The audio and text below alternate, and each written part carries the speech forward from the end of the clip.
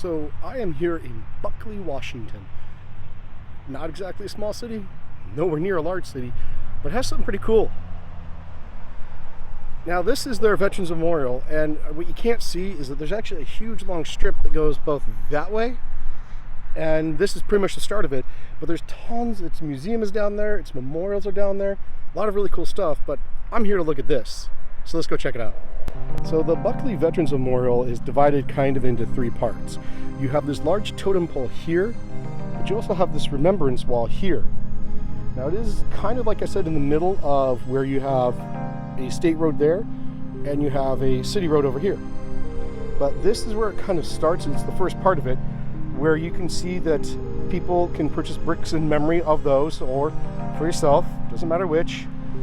Lots of wars. I saw World War I, II, Korea, Vietnam on here. There's even a gentleman with a silver and bronze star and purple heart from Vietnam. Now, if I'm not mistaken, it continues on the back part of the wall too. So the wall is just the first part of it. And I do know that Buckley does come out and clean this fairly regularly. So the second part of it, and obviously the most noticeable part, would be the totem pole. Now this is kind of unique when it comes to veterans memorials in Washington State. It also harkens to a lot of the state's indigenous tribes, how they use totem poles, or some of them use totem poles. This one, in this case, clearly has just the eagle, the American flag, freedom on the back, and veterans in the front. And the third and final part of this, and as you can see, the flag is still at half staff for the Senator Dianne Feinstein who just passed.